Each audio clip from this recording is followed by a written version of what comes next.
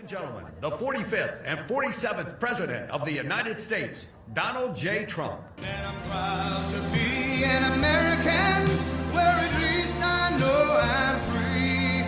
And I won't forget the men who died, who gave that right to me. And I gladly stand up next to you and defend her still today.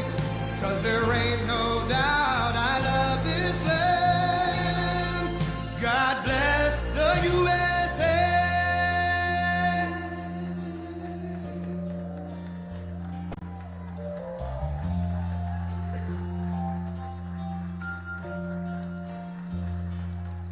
From the lakes of Minnesota to the hills of Tennessee, across the plains of Texas, from sea to shining sea, from Detroit down to Houston and New York to LA. Well, there's pride in every American heart, and it's time we stand and say that I'm proud to be an American, where at least I know I'm free. And I won't forget the men who died, who gave that right to me. And I gladly stand up next to you and defend her still today. 'Cause there ain't no doubt I love this land. God bless the USA.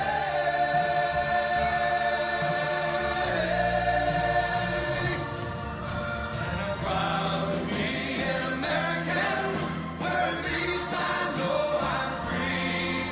And I won't forget the men who died, who gave that right to me. And I gladly stand up next to you and defend her still today. 'Cause there ain't no doubt I love this land. God bless the USA.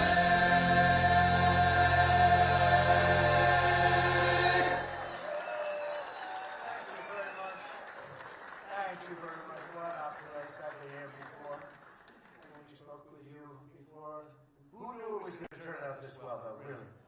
I told you we're going to do a lot of things. Nobody thought it was going to turn out like this. This has been crazy. But it's a true honor to be back at the Detroit Economic Club with the businessmen and women who are really the economic engine of America. That's what you are. You've become more of that since I've been in, a lot more. Factories and plants were going to close, and now they're going 24 hours. I just had Bill Ford, he's running his plant, 150 plant, 24 hours a day, round the clock. It wasn't running that way 2 years ago, I can tell you. But it's the complex that Ford Motor Company so cherishes. It was a pleasure to see that the crown jewel of Detroit auto industry is what they call it, is still going after 100 years. Can you imagine over 100 years? I especially want to thank the president of the Detroit Economic Club, Steve Gregorian. Where's Steve? Steve? Where's Steve? Hi, Steve. Nice looking man. Nice looking guy. And board chair Sandy Pierce. Thank you very much, Sandy. Thank you very much. And we have some very special people here. We have a man who's doing a fantastic job. I get angry at him every once in a while, but very, very seldom, because he's got what it takes. Treasury Secretary Scott Bessent. Scott? Hi, Scott. Hi, Scott. What a good guy. He's got a good pulse, doesn't he? Good pulse of what's going on. Thank you, Scott. He's been great. Michigan House Speaker Matt Hall. Matt. Hi, Matt. We did good in Michigan, Matt. We won the whole thing in Michigan, didn't we, huh? 3 times we won. You know that, right? They didn't give us credit the second time, but we won the second time. But we made the last one, Matt, too big to rig. Right? That's what you got. That's the only way you win races in many cases. I got to tell you, it's too bad. I think they should get voter ID. Wouldn't it be nice? The Democrats are totally against voter ID. Who's against voter ID? How can you even campaign? We are against voter ID. How do you not get voter ID? You know what it means, Matt, right? When you're against voter ID, you want to cheat. That's all. There's only one reason you want to cheat, and they do cheat. They're terrible. Michigan Senate Republican leader Eric Nesbitt. Thank you, Eric. Thank you. Look good, Eric. State Senator Jim Runstad. Jim, thank you. Thank you. Thank you, Jim. Former Congressman Mike Rogers, who's running for the Senate, and he'll be a great senator. And he's going to be a great senator. He was a great congressman, and then he left. He went on to very big things. He did well, no matter where he was. And I think they took that away from you last time, I'll be honest with you, Mike. I really do. I don't like to get things going. I don't like to be controversial at all. But they rigged the election on you. Mine was too big to rig. You won, I'm telling you, you won, but you're going to do great this time. He's a great guy, actually. He's going to be an amazing senator. Thank you. Thank you for being here, Tim. Special envoy to Iraq, Mark Savaya. Mark. Hi, Mark. Thank you. Great job you've done. This guy, he negotiates better than anybody around. Thank you. You need it.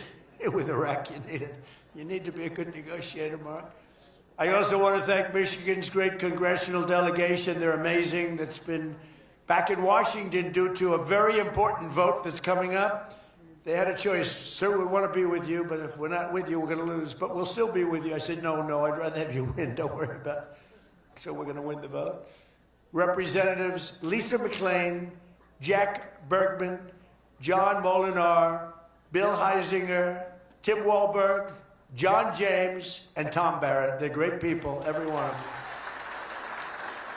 And as many of you remember, I came here at the height of the 2024 campaign to lay out my plan to bring jobs and factories and wealth racing back to the United States and coming back to the great state of Michigan.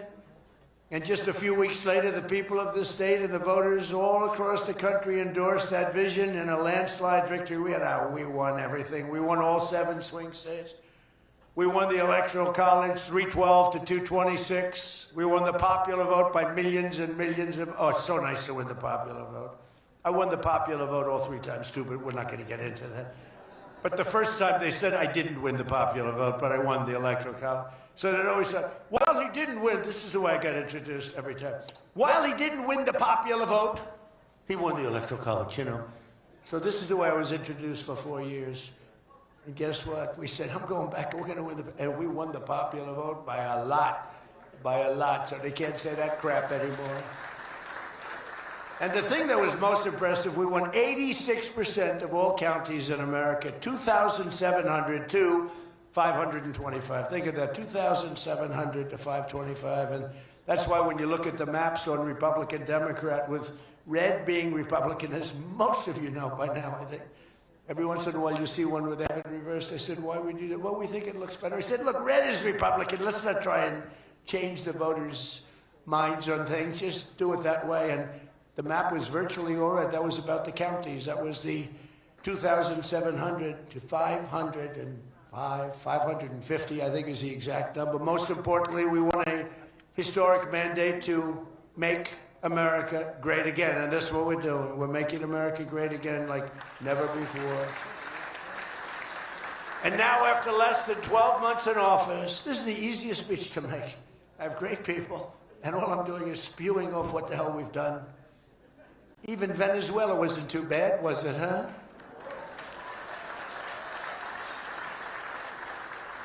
But you have people, Democrats, they say, I don't know if we should have done Venezuela, I don't know. Anybody that says that hates our country, okay? That was as flawless an attack as there has ever been. And they asked us to help them. They have 50 million barrels of oil. They said, take it. It's $5 billion. And we did. We're working with the Venezuelan people and representatives, and it's amazing. But that was an amazing situation. But we did al-Baghdadi, flawless. We did Soleimani, flawless.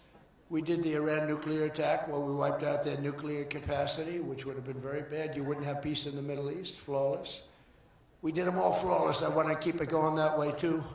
I like flawless. Think about Jimmy Carter, the great Jimmy Carter, with the helicopters crashing, the hostages all over the place. Remember that one? Think about Sleepy Joe Biden with Afghanistan. What a disaster. The most embarrassing day in the history of our country, in my opinion. Real dope. Now, after less than 12 months in office, I'm back in Michigan to report to you on the strongest and fastest economic turnaround in our country's history. It's really been historic. There's never been, we're not 12 months, we're through 11 months. We've got $18 trillion being invested in our country. The most of any country ever was 3. We're at 18. There's never been anything like this. You are so lucky I allow you into this room to even be with me. I'm kidding. I'm kidding. The fake news will say, Donald Trump thinks he's hot stuff. Right now I'm feeling pretty good, though, I will say. Oh, you're so lucky to be here. Under our administration, growth is exploding, productivity is soaring, investment is booming, incomes are rising, inflation is defeated, America is respected again like never before, and other than that, we're not doing that well. Now think of all those things I just said. Every single, inflation down, growth at an all-time high, stock market every day, 48 days in a row, 48 days during the course of 11 months, we hit a new high on the stock market, all of them. 1 year ago, we were a dead country. Now we are the hottest country anywhere in the world. That was said to me by many leaders.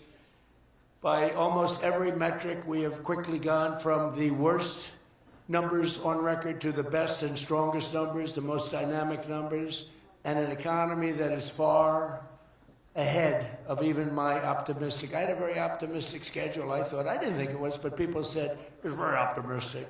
Turns out to be very pessimistic by compared to what we've done. But we'll go down as the greatest in history, greatest first year in history nobody's ever had, just based on the numbers. Based only on the numbers, not based on me, based only on the numbers, because, you know, you get these guys like the governor of California likes to say how well he's doing. California's doing horrendously, but he says that well. We base it on numbers. There's never been numbers like this. Through 4 long years before I took office, crooked Joe Biden and his allies in Congress inflicted the economic nightmare known as stagflation. How many times have you heard the word? We hit it with Joe. We hit everything. What a disaster. Meaning low growth and high inflation. How does that work? Not good. So you have lousy growth and high inflation. In fact, it's the lowest growth ever and the worst inflation in the history of our country. That is really tantamount to not having a good 4 years, right? In other words, Sleepy Joe and the people that ran the auto pen were a complete and total disaster for our nation. They were a disaster for our nation.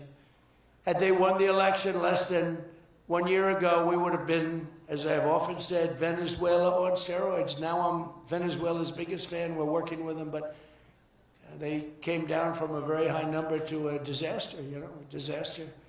And we would have been Venezuela on steroids, and we're bringing Venezuela back, and we're going to be great for Venezuela, great for our country. We're taking in, as I said, millions and millions of barrels of oil, and now they're coming in initially on a daily basis, 50 million, and values of over $5 billion. That's in 1 day.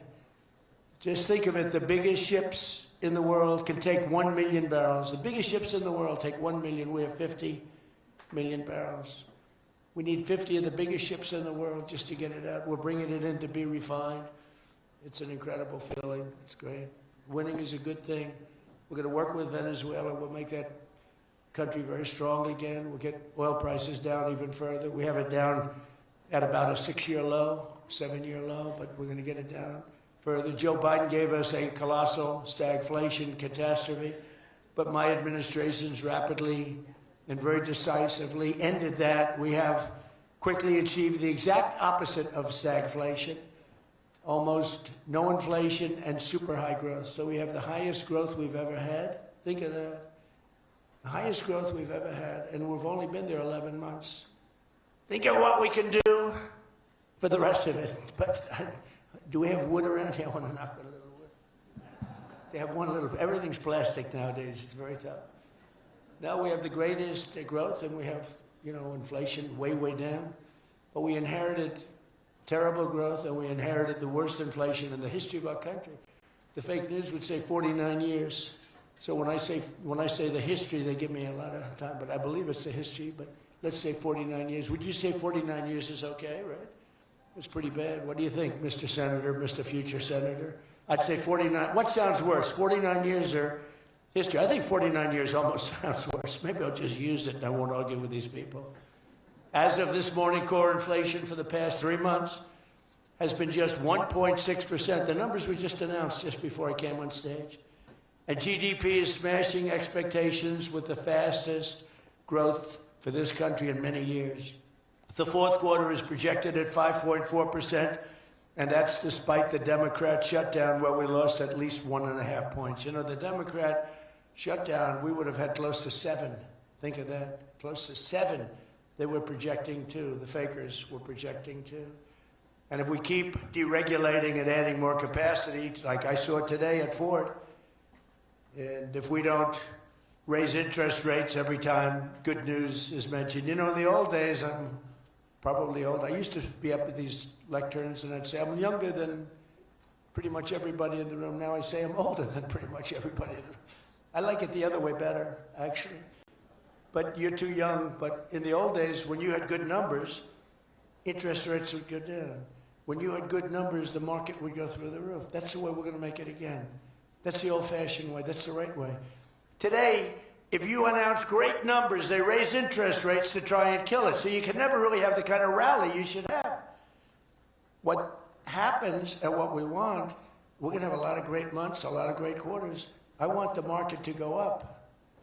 You announce unbelievable numbers and the market goes down because they know you're going to do everything possible.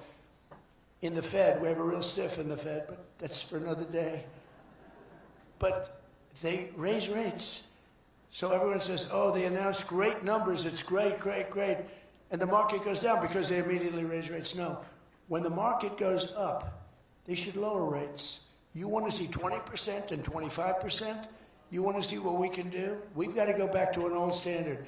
When there's good news, the market should go up, not go down. Does that make sense to everybody? And that's the way it used to be for most of the time. That's the way you make a country great. But our growth potential is unlimited and it could be much higher if we went back to sanity. We're not doing it anymore. We're talking about the head of the Fed, and I want somebody that when the market is doing great, interest rates can go down because our country becomes stronger. See, you view it differently. Our country becomes stronger, and therefore interest rates should go down, not up. They kill every rally. If it's, no matter who, if it's beyond me as president, it's no matter who's president. You have a good quarter, and they want to kill it because they're so petrified of inflation. And growth and inflation don't necessarily go hand in hand. You can have growth and very low inflation. In fact, oftentimes growth is good for low inflation. So we're going to work on that, Scott, right? I think we're going to work on that very hard. I mean it so strongly, it's sickening. We announce good numbers and we see the stock market drops 300 points. I say, what the hell is going on? Do you agree with me? It should be just the opposite. All right, Scott agrees, so I'm very happy about this. That means if he didn't agree, I wouldn't do it. But we're already growing double, triple, and even quadruple the speed of almost every other major economy on Earth. We're the #1 economy on Earth, too.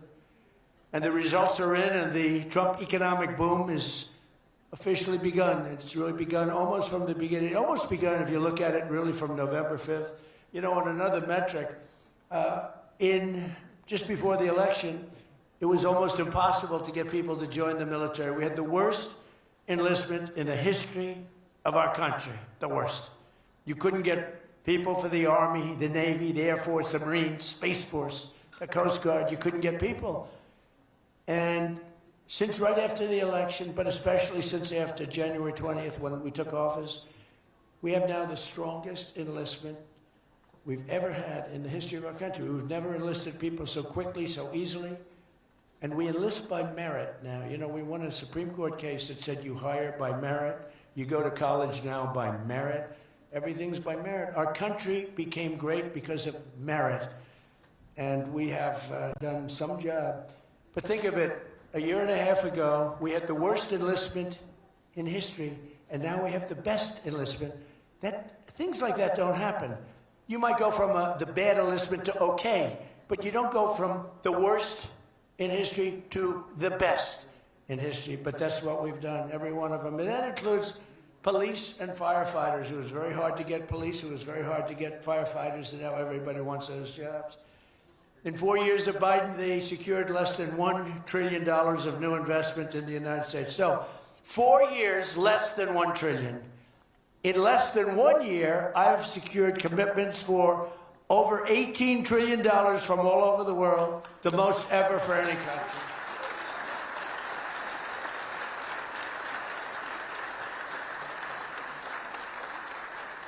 Think of that, though. They did, and I'll tell you what, had she won, it would be a disaster, because you would have people leave. You would have not had $1 trillion. You would have had $5 trillion, $10 trillion leaving the country, and your welfare would have doubled. When you look at what's going on in Minnesota, is that a disgrace? Is that a disgrace? But we'll talk about that. Under Biden, we had the highest trade deficit ever recorded, losing more than $1 trillion every single year. How about that? It was killing Michigan, and everywhere else in our country was being absolutely destroyed. But in a matter of months, largely because of tariff income and the election result, we've slashed that gaping trade deficit by, in a short period of time, 62, it just came out, 62%. People are stunned. The fake news back there, look at those cameras rocking and rolling. No, the fake news back there is, they're very upset about it, actually. But they're stunned. They can't believe it. We cut our trade deficit in actually 10 months was when the number came out. We cut it by 62%. It's going to go better than that now.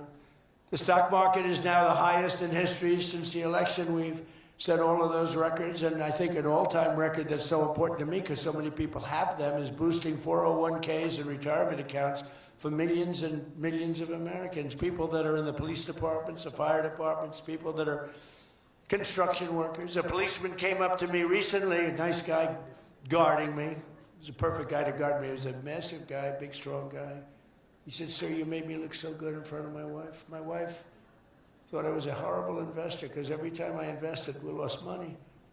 And we have a 401k, and I'm up like 85%. She thinks I'm Warren Buffett. She thinks I'm brilliant. She's now calling me brilliant. It makes my life much easier. I love my wife much more now. She calls me brilliant every time." I said, "Don't worry, you're going to do even better for the next 3 years." But one of the biggest reasons for this unbelievable success has been our historic use of tariffs.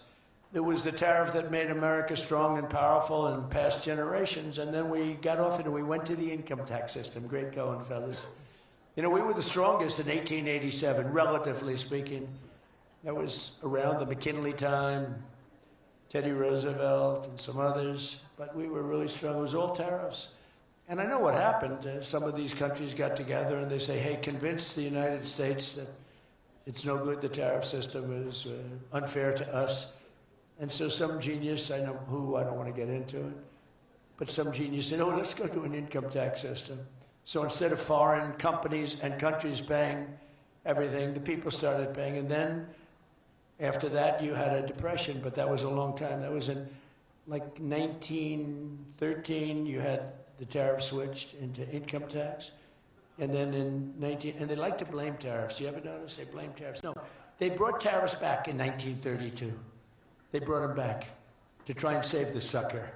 But it was in 1929, because a lot of people, you know, the anti-tariff people. Now, an anti-tariff person is a pro-Chinese person, like Coke. This guy's fought me in every election I've ever been in, and I've kicked his ass. He inherited a lot of money, and I don't know the gentleman. But he fights me, and then he goes out and says, "I made more money with Trump than I ever made in my life." And then he supports these other people that were total losers. Gives them a lot of money. But he made more money. Everybody makes money with me. I always made money for people. Now it's tariffs that are making money for Michigan, and the entire country is stronger and safer and richer than ever before outside of that period of time. No, if they had what was called the Great Tariff Act of 1887 or something like that, and it was a great group of people like yourselves. They picked really smart people to sit on a committee. They had so much money they didn't know what to do with it. And they wanted to have the money given away. You know, we built the Panama Canal out of tariffs. We did a lot of things. Panama Canal was the single biggest investment, relatively speaking, that this country's ever made. Would be the equivalent of trillions of dollars today. And Jimmy Carter gave it away for $1. It was also the most profitable thing ever built. Thing.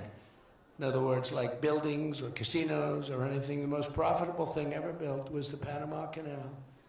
And brilliantly, Jimmy Carter thought the country of Panama should have it, even though we lost 36,000 people to the mosquito. You know that, right?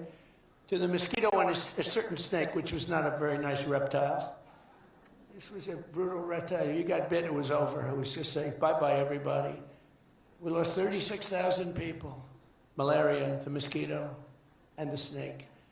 And he gave it away for $1. Well, at least we got $1. That's better than most of those guys do. We got $1 for that. Most expensive thing ever built, most profitable thing ever built, too. Makes so much money. Every prediction the critics made about our tariff policy has failed to materialize. The evidence shows overwhelmingly that the tariffs are not paid by American consumers, that they're paid by foreign nations and middlemen. And Scott went over that with us before, and they're paid by middlemen. They raise the thing. Countries get involved. They pay them because otherwise they won't have companies. They won't be viable. And we're the big beneficiary. Once again, the so-called experts were 100% wrong, and Trump was right. People of Michigan were 100% right. You elected the right guy. Have you had the other person, everybody? We wouldn't even be having a meeting today, probably. There'd be no meeting. The economic club would be saying, like, man, we're doing bad. It's going to be awfully tough to get people to show up. This is going to be tough, the chairman. This is going to not be a good day for us. We don't want to have, let's cancel the meeting immediately. The Trump tariffs have delivered us trillions of dollars of new investment, unprecedented new partnerships on minerals, rare earths, defense, and artificial intelligence, and historic levels of foreign military sales. You know, you have the Supreme Court now going to rule on whether or not we can use tariffs. Can you believe this? A case brought about by people that are China-centric, foreign-centric, but China-centric. I wouldn't want it if I was China either. You know, China's one of our biggest taxpayers right now. China, would you ever believe you'd hear that? And they've been great. My relationship with President Xi has been great, but we have a group that's foreign-centric, China-centric, suing, and we'll figure something out if we don't win, but we should win. I mean, we should win. So great for national security. I ended 8 wars. Think of that, 8 wars. And without trade and tariffs, you wouldn't have been able to end any of them. But they brought hundreds of billions of dollars pouring into the United States Treasury, helped curb inflation, and helped cut the federal budget deficit by a staggering 27%, and that's only for a short period of time. The number's much bigger than that when you add in the full year. And I've told people I got into a lot of trouble because of the fake news back there. I told people, I said, tariff is my favorite word. I said, my favorite word of every word is tariff. I've loved it for 40 years. I came here many years ago. Remember, they said I didn't come here. Then they found out I did. I got an award in Detroit, in Michigan, many years ago, and still have it. They said it never happened. It did happen. Turned out I didn't notice any apology. But all I did was talk about you're losing your car industry. This was long before I ran for politics. They said you're losing. I said, why are you allowing these foreign nations to take your car? You know, you lost 57% of your car industry. The good news is you're getting it back. But I said, why aren't you using tariffs? I've been very consistent, I will tell you that, for years and years. Even as a private businessman, for years I used to, because I got, for whatever reason, a lot of publicity always. I don't know if that's good or bad, but it happens. And I talk about the importance. But I said, recently, I said, tariff is my favorite word in the whole dictionary. There's no word. And I took a lot of heat. They said, what about your wife, your children? What about religion and God? What about Jesus? So I said, all right, it's my 5th favorite word. And since then, I've been fine. They hit me hard, these people, these fake news. They were killing me over tariff. He likes tariff more than his wife, more than religion. He likes tariff more than anything. What a disgrace. So I now call it number 5, and I'm in good shape. It was a rough day. It's my favorite word, and I got killed. Ay, ay, ay. Every word, you know, when you go up here, you take a big chance, especially me, because I go off teleprompter about 80% of the time. But isn't it nice to have a president that can go off teleprompter? Wouldn't you think? Remember the speeches Joe would make? First of all, they'd last a matter of seconds, you know. Thank you very much. You ever notice Joe would always cough before a speech? State of the Union, he gets,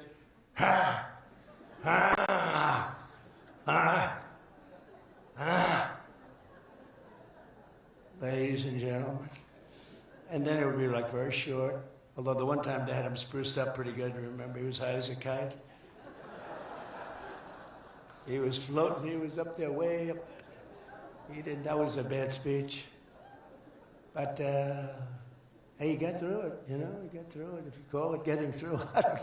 This country was so, can you imagine allowing 25 million people into our country, many of them criminals, many of them murderers? What he did to this country, what they did, because it was the people surrounding that beautiful, resolute desk.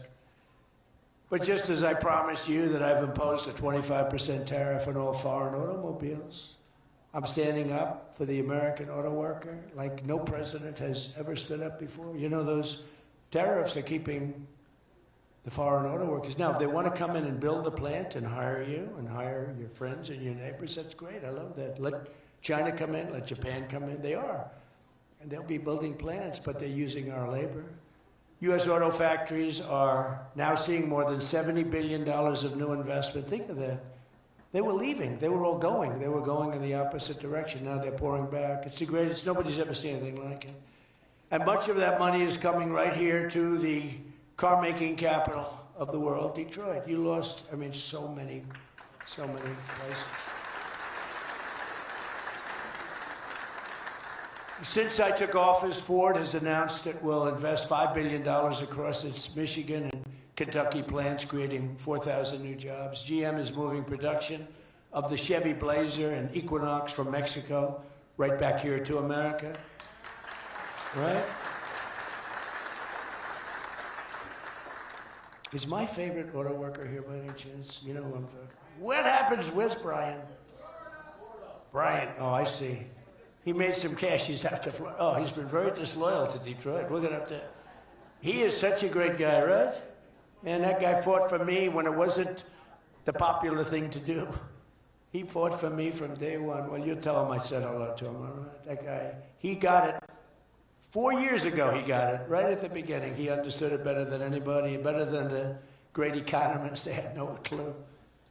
And Stellantis is investing $13 billion to expand its U.S.-based manufacturing plant by more than 50%. Stellantis doing a good job. Never before has an administration achieved such sweeping and dramatic turnarounds as has taken place just in this very short period of time. I mean, you're talking about 11 months. 11 months and you have a different business. 11 months and you're booming. I just spoke to an AI guy, and that's booming too. You know, we're leading China in AI by a lot. I'm letting them build their own electric plants because people are saying, you know, the amount of electricity they need twice as much as electricity currently in the United States for every other business, home, factory. They need double. So I said, we can't do that. And then I had the idea. When they build these $50 billion plants, I'm going to let them build, and they're already building big electric plants to take care of their plant. And any excess electricity, they'll sell it back to our country.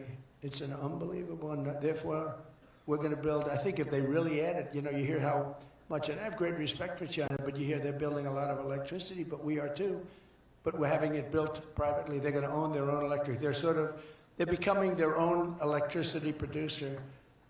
And when they heard this idea, they thought it was great, but they didn't take it seriously because they said it's too good to be true. But then they realized that I was serious. They were getting them 2- and 3-week approvals. They don't have to wait for 20 years before they get rejected. You know, in the old days, they had to wait for 20 years, and then they get rejected at the end of 20 years. Guys would give up their whole career trying to get one approval, and then they get rejected.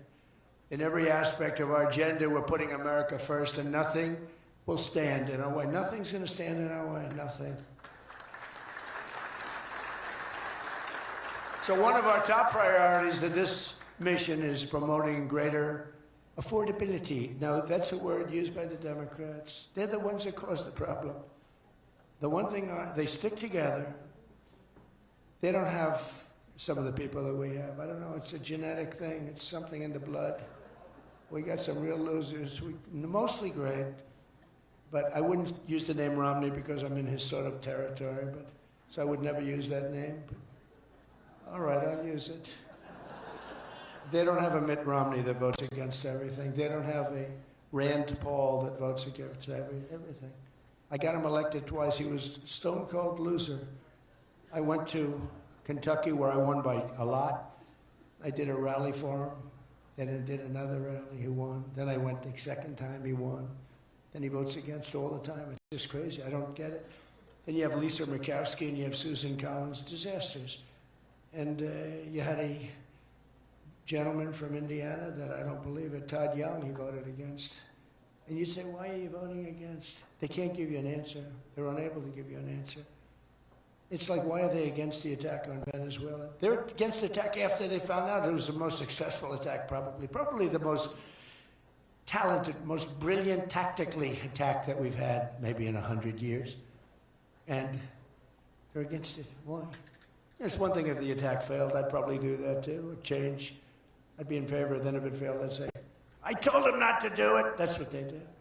But here we have one of the most successful attacks ever. And they find a way to be against it. It's pretty amazing. But it's a shame, and we have some others, but not many. We have a great party, but we have people, the Democrats, whether you like them or not, they stick together like glue. They have horrible policy. Thank God they have horrible policy. Because they're smart, they're evil, they're vicious, but they have bad policy. For instance, you could be a genius and try selling men playing in women's sport.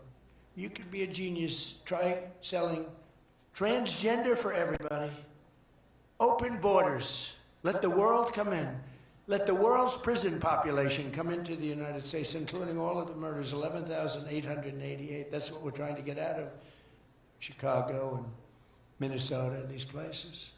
So they stick together, which I admire because I'm a very loyal person, but they have horrible policy. Can you imagine if they had good policy? They were on this morning talking to all the reasons that men should be playing in women's sports. They had a football guy there, flag football. This guy was like 6'6", he weighed 290 pounds with zero body fat. And they had a few young women. They were the size of his leg. He wouldn't have had to run. He could have just walked. They couldn't have done a thing about it. 10 of them would have to jump on him. That wouldn't have had any impact. I don't think he would have been like a fly. It's so ridiculous. It's so demeaning to women. It's so demeaning. Look at the weightlifting records. I mean, the record got beaten by 112 pounds, a record that stood for 18 years. 1 ounce they'd put on, stood for 18 years. Guy comes along, who was a poor lifter as a man. He was at the lower portion of the class. Comes along and broke the record by 112 pounds. Think of that. They've fought for years to beat that record. How about the swimming records? I mean, you can go to sleep during the time the man comes in and the woman. You can go take a nap for a little while. How about the long distance race that took place not so long ago? Long distance, these marathon deals. They had top men, top women. The man came in. The woman came in 5 hours and 14 minutes and 36 seconds behind the man. Think of it. You're waiting. The man comes in, now you're waiting 5 hours. What do you do if you're the parents? You go home and sleep for a while. Who the hell wants that? It's so demeaning to women, and who are great athletes. It's so demeaning to them, and it's right now in the Supreme Court. I can't believe it would even go to the Supreme Court. I mean, could you imagine 20 years ago talking about men playing in women's sports? They'd think you're crazy. Or transgender for everybody? If you said there will be no mutilation on children, that's one of my standing lines. We will not allow the mutilation of a child. Can you imagine having to say that 15 years ago? People would say, is that guy crazy? Of course we won't. But we're living in a different time. It's a crazy time we're living in. After real wages plummeted by $3,000 under Sleepy Joe Biden, real wages are up by $1,300 in less than 1 year under President Trump. For construction workers, wages are up 1,800. Don't forget, they were down 3,000. Factory workers over $2,000, and for many other workers, over $5,000. And I just gave the military, because we're doing so well, we're taking in so much money with the tariffs, I just gave them 1776. You saw that, right? Did you see that? They had 75, and I said, you know, if you had one more dollar, 1776. They said, that was a good idea. We could afford one more dollar. We gave them 1776. Meanwhile, grocery prices are starting to go rapidly down. Rent is down. Airfares are down. Hotel rates are down. Cell phone prices are down. And we're just getting started. But more importantly than going down, our growth is through the roof. It's way up. Among my first acts in office was to end the radical left war on oil and gas and stop the crusade to kill American energy, and frankly, to open up cars so that you don't have to have an electric car. I love electric cars. I think they're great. I like Elon a lot. I don't think he was too happy with my policy of opening it up, and I can understand that. But I've been saying it for 4 years. They wanted everybody to have an electric car in a very short period of time. There was no way to build the stations. There was no way to get it done. I want you to have gasoline-powered cars. I want you to have electric. I want you to have hybrids. I want you to have everything. Hydrogen, I don't know about. I'm hearing it's not testing so well. It's fine, except when there's an explosion, you're a goner. Now, have you heard that with hydrogen? One guy is trying to sell hydrogen, and I say, yeah, but, sir, that only happens 1 in 100. Oh, great. When it happens, they find the body like 300 yards down the road. So I said, I'll pass on hydrogen. Maybe there's something I don't know about, but is anybody in the hydrogen car business? Gasoline is now under $2.50 a gallon in 17 states and under $2 in many places. We have some states it's $1.95, $1.99, $1.97.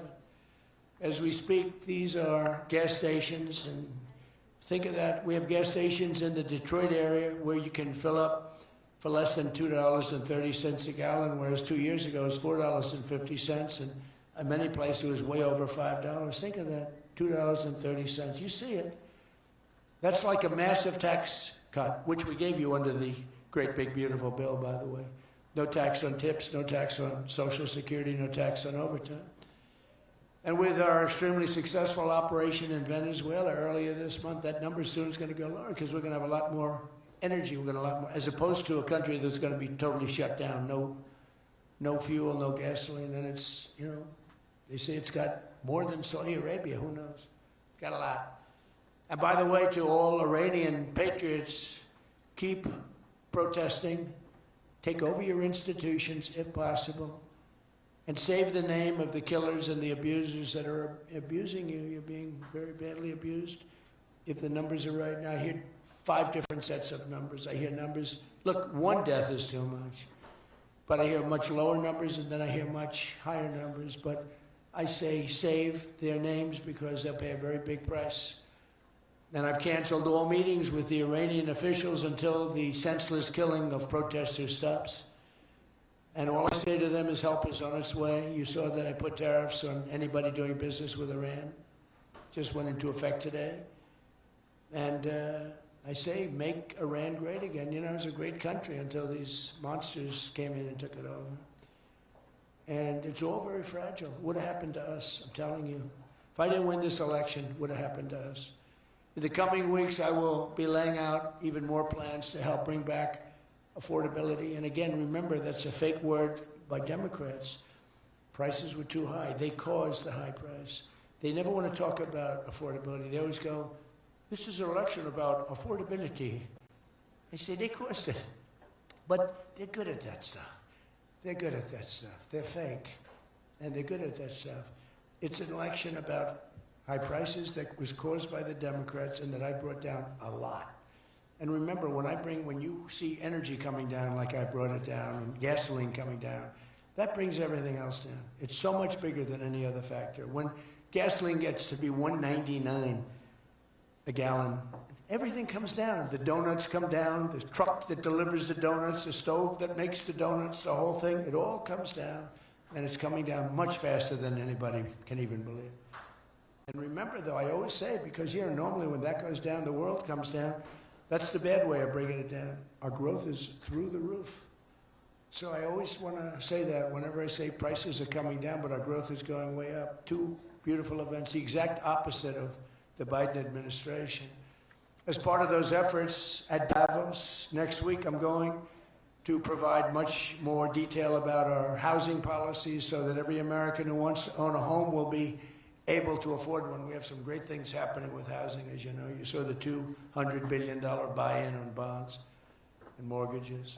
This will include a ban on large institutional investors buying up single-family homes all over the country and making it impossible for people to buy a home. And I've also announced that the U.S. government is purchasing $200 billion of mortgage bonds to bring down mortgage rates, and it's had a huge impact. It's already started. And just last week, the average 30-year mortgage dropped below 6% for the first time in many years. It's coming down very rapidly, and that's not with the help of the Fed. If I had the help of the Fed, it would be easier. But that jerk will be gone soon. In addition, I proudly called for the credit card companies to cap interest rates at 10% for 1 year, because they're getting 28 and 30% and 32%. And it's unfair. The rates are way too high. To provide further relief to hardworking Americans, we'll also be confronting one of the biggest factors in driving up prices, the monstrosity known as the Unaffordable Care Act.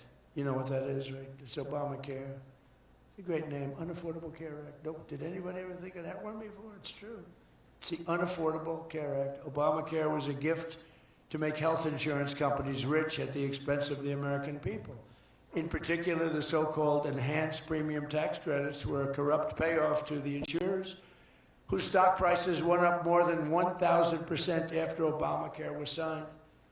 I want the same money I want it to go directly, very simple. I want the money, those big amounts of money paid for by the government, to go directly to the people so they can buy the health care that's right for them. They can negotiate their own deal, health care savings account, but they'll buy their own health care. And everybody loves it. That's why later this week, I'll announce our healthcare affordability framework that will reduce premiums for millions of lower drug prices, delivering price transparency and demand honesty and accountability from insurance companies all over the country, all over the world, actually. Healthcare costs will come down very fast with my most favored nation executive order. We're doing most favored nation drug prices. When we would have drug prices stay the same, everybody thought it was great. They're going to be coming down thousands of percents. We're standing up to special interests and slashing prescription drug prices by 300, 400, 500, and even 600% and more. I mean, think of that. On that alone, we should win the midterms in a landslide. We're doing favored nations. The country that pays the lowest price in the world is the price that we're going to pay. And we got that because of tariffs, because I said to the countries they wouldn't approve it. The drug companies were tough, but they were fine.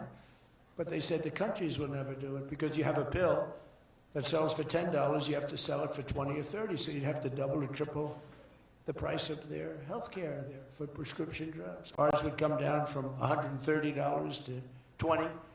Theirs would go from 10 to 20, the world being a bigger place. And it was unbelievable, but the countries wouldn't do it. So I called the countries. I said, if you don't do it, then I'm going to put a tariff on you. And the tariff's going to be 20 times more than the cost that you're having to pay for fair health care. And every one of them said, sir, we agree with you 100%. We would be honored to do it. It was really rather amazing. We could never do it. So think of that. Your most favored drug prices. Your drug prices are going to go down like from $100 to $10. Nobody can believe it.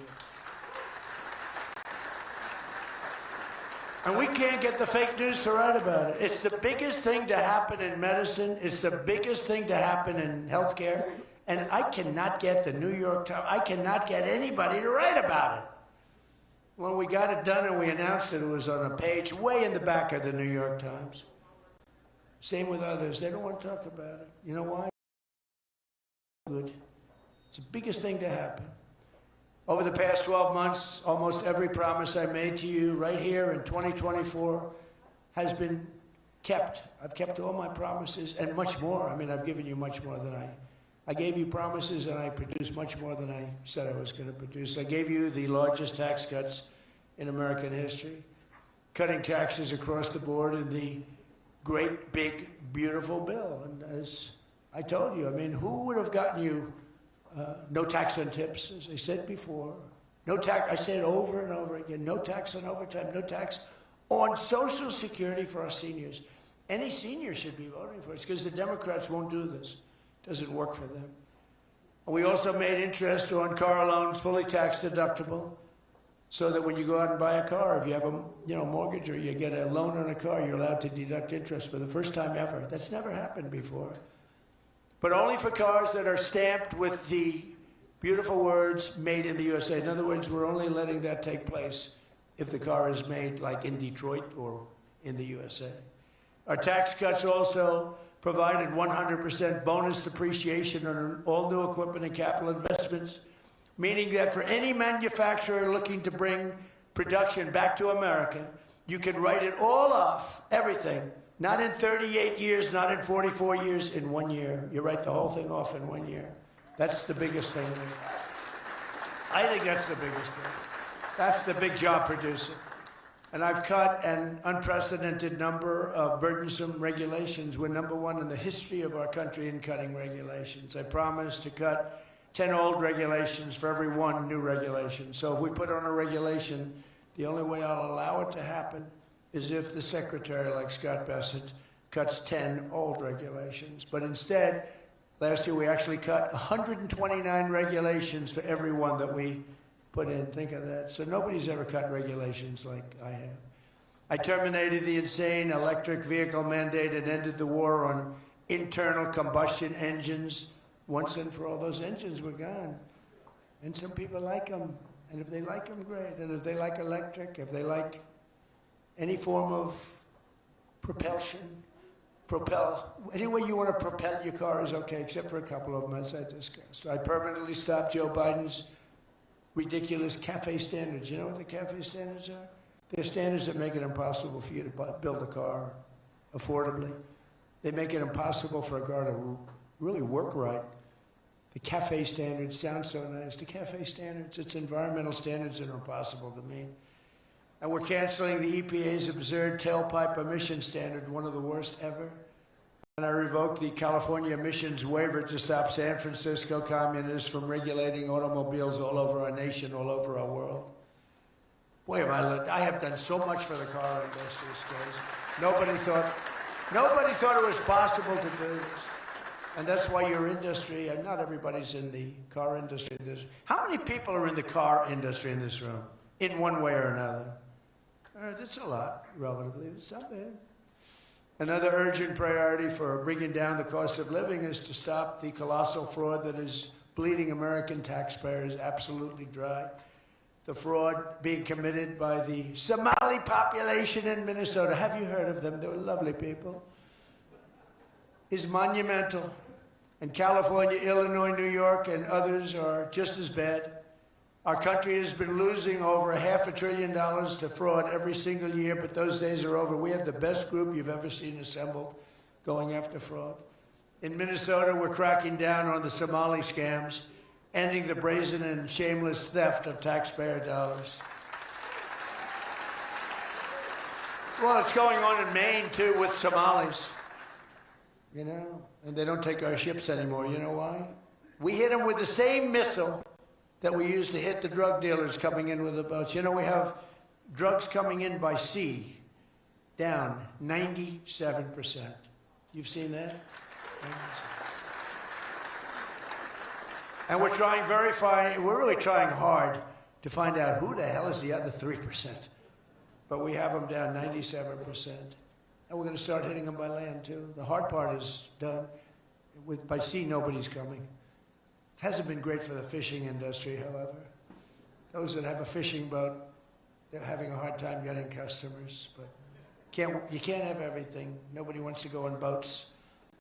Nobody wants to go like 25 miles an hour. When you see a boat with 5 engines on the back of it going 65 miles an hour, and it's loaded up with hundreds of bags that you see cellophane with white, typically it's not fishing. How about the couple of submarines we took down? We took out 2 submarines, and the Democrats say they were fishing.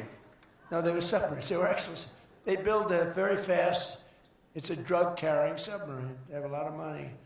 And we took them out, and the Democrats claimed that they were fishing. We shouldn't ruin people's beautiful fishing journey. It's unbelievable what we have to go through. It's really a shame, actually. We froze it all, children's payments to those states that we're talking about, and we will now require proof of attendance in order to receive federal funding for child care or any of that. How about all these child care places in Minnesota where there is no children? They go there, they get paid millions and millions of dollars. The biggest operation in all of Minnesota had no children. And we pay millions of dollars. They're scammers, they're scammers. They always will be. And we're getting them out, and we're not going to pay them. We're not going to pay Minnesota. Right, Scott? We're not paying Minnesota any more money for that, any of that crap. It's a big scam. It's a giant scam run by an incompetent, crooked governor. He's an incompetent, crooked guy. And also, we're freezing any and all welfare payments going to illegal immigrants that will start effective immediately. So when illegals come into California, Gavin Newsom, they come into California, and they send us bills for people coming in. We're not paying it. So we're working on that very strongly. Just don't pay it. As Nancy Reagan would say, just say no. Remember Nancy Reagan? Just say no to drugs. It's a little more difficult than that, I guess, right? Just say no. Additionally, from this moment forward, if you're on public assistance, like almost all Somalis are, did you see where 94% of them are on public assistance? You can't wire money out of the country back to your bank account from where you came. But more importantly, we probably aren't even going to give them the money anymore, the money going to them, because of the tremendous abuse and probably illegality being perpetrated on our country. We're not going to give them the money. We're not giving them the money. It's massive numbers of people are scamming our country. You know, they came from a place with nothing, and they come here and they drive around in Mercedes-Benz. You know, the Mercedes-Benz dealers do well in that area of Minnesota. Can you believe it? They have nothing. They get welfare payments, and they have Mercedes-Benzes. It angers me so much, but we're going to straighten out our country. This was done under Biden and Obama, very much under Obama. It all started under Obama. And we just can't. We've got a great country. We're not going to screw it up. But this was one of the great scams ever. They have the same thing, Somali in Maine. Who would think? I never saw that happening. But in Maine, it's really crooked as hell, too. But it's not just Somali. It is them, but it's not just. There are many other places, many other people. The whole country, if we stop this fraud, this massive fraud, we're going to have a balanced budget. That's how much money you're talking. We'll have a balanced budget without all the growth I'm talking about. And then you add the growth, we got one hell of a country. We're giving 90-day notices to places like California, Scott. Right away, we're going to send out that notice. Who would bill the federal government as people poured into the state to send those people back, because no country can afford to do it. No country can afford to take in millions of people, pay for their education, their health care, their hospitals. You just can't do it. And we all have a heart. You can't do it. But many of those people are murderers. They're people released from jails, prisons, mental institutions, insane asylums. They're people that are drug dealers. They're addicts. Additionally, starting February 1st, we're not making any payments to sanctuary cities or states having sanctuary cities, because they do everything possible to protect criminals at the expense of American citizens, and it breeds fraud and crime and all of the other problems that come. So we're not making any payment to anybody that supports sanctuary cities.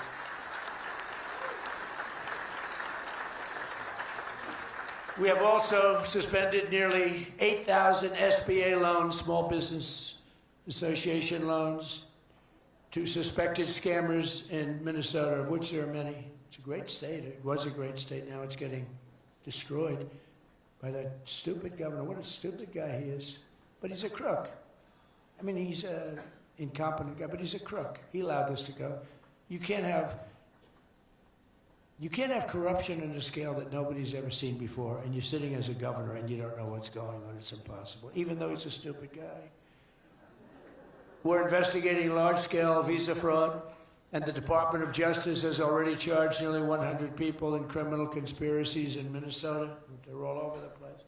Last week we announced that I'm creating a brand new division at the Department of Justice, a legal strike force led by a really tough, smart new Attorney General for fraud. He's a fantastic young guy. He's so impassioned to do this properly. We intend to imprison any fraudster, politician, or public official involved in these sick plots to loot and pillage our country. Think of that Ilan Omar. She lives in Somalia. They don't have a government. They don't have a military. They don't have police. They don't have anything. All they have is murder and robbing ships, bringing in ships, pirates. That's stopped. Same missile. Ping. That's the end of them. It's amazing how that can stop corruption. Those missiles, they never miss, you know. The same one, exactly the same one. But think of it, she comes from a country with nothing, and she comes here and she tells us about our Constitution. I have a constitutional right to rip off the country. I guess she's a total scam artist. Anybody knows. How do you let her get away with it? AOC plus 3. She was one of the 3. They're all scammers. They're so bad for our country. They're so bad for our country. Our ICE operation in Minnesota, for example, is finding hundreds of killers, violent predators, and child rapists, some of the worst criminal offenders anywhere in the world, murderers all over the place. All we want to do is get them out. Did you see the pictures that we put up? Hundreds of them. Murderers wanted for murder, wanted for the worst drug selling. One of them is one of the biggest drug dealers in the world. And vicious, sells bad drugs too. Bad drugs, like if you take a tiny little morsel, your child is dead. And we're getting them. But it's hard to get them because they make it so impossible for you. And you wonder why. Why would they do that? You know, do they want to live with murderers? Do they want to live with these people that are emptied out from prisons? They have a lot of people. One of the reasons I was so angry with Venezuela, they emptied their prisons almost entirely into the United States of America. Tren de Aragua was the gang. One of the worst, probably the most violent gang there is anywhere in the world, they say.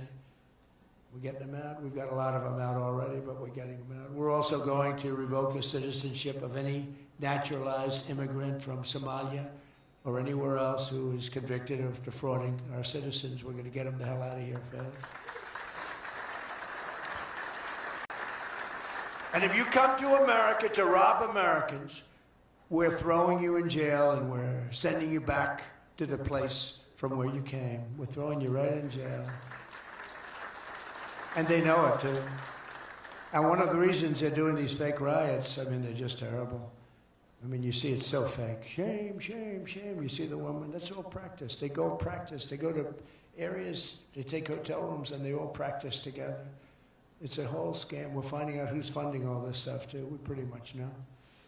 But in conclusion, as we liberate our country from this cultural scourge and the plague of corruption and fraud, we'll rediscover the natural energy and native spirit that truly makes America great again, like we're doing with Detroit and Michigan.